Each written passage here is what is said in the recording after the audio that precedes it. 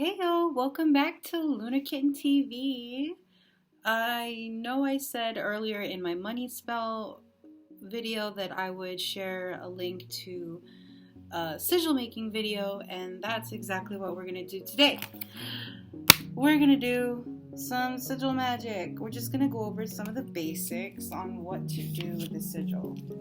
Now, the first thing you want to do is get exactly what it is that you're asking for. You want to be very specific when coming up with your sigil, just so that way you're letting the universe know exactly what you want. I'm going to do a very simple one so that way we can go through the basics, and I'm just going to, let's do some self-love.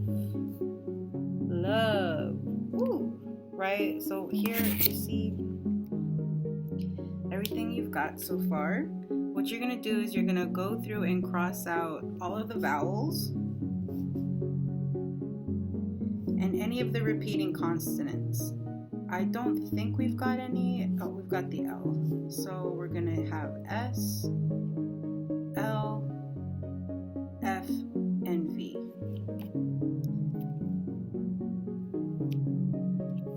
What we're going to do now is try and break down these letters into shapes. Something that doesn't look like S, L, F, or V at all. Usually I like to start with the lines to give myself somewhere to go.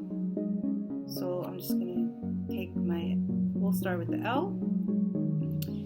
And I'm going to put it upside down and the other way. And then here's part of the V.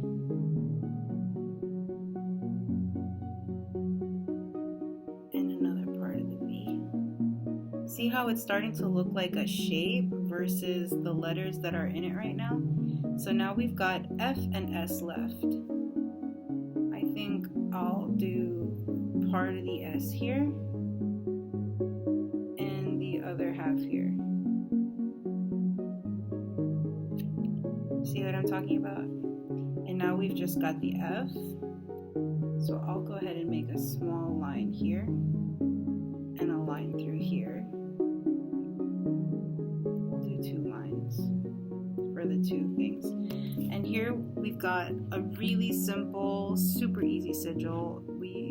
Going over the steps again, you write out exactly what you want. You make sure you cross out any of the vowels and get rid of any of repeating constants, and then you're left with what you're going to create your sigil out of. This is what you're going to end up with. Now, every sigil is going to look different. Everyone does different, everything, whatever feels right to you, you go ahead and do that. But once you do have your sigil, I would recommend sitting down with it for a little while, charging with your intentions, meditate on it.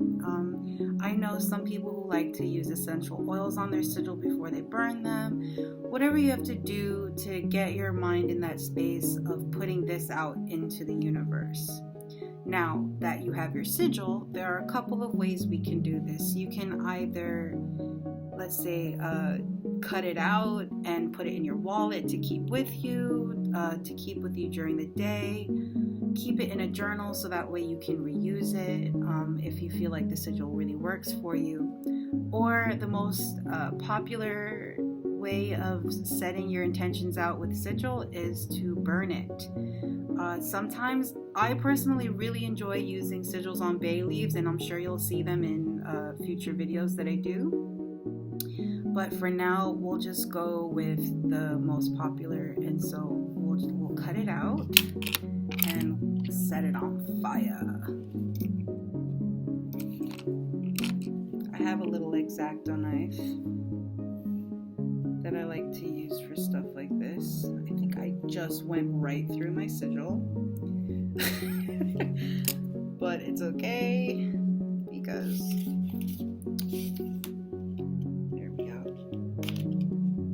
I was able to fix that. This is some very forgiving paper, y'all, because if you can tell, or if you can read that, this paper is made by stone, which is super cool, totally unrelated to sigils, but check out that rip. it doesn't rip like normal paper. You have to like, you can stretch it almost. Okay, sorry, back to sigil work. So we have our sigil here. Part of my sigil got lopped off on the top. I didn't think it was gonna come off completely, but it did. It's a good thing. This is just a demonstration.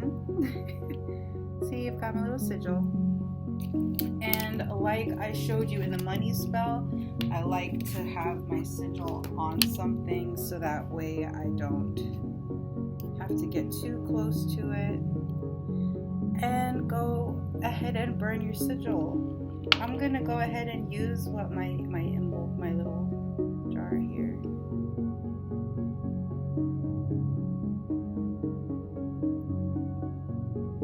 There you have it. I would go ahead and sit and clear space once you've got it. Once you've sent it out into the universe and really meditate on those intentions. Other than that, that's it, y'all.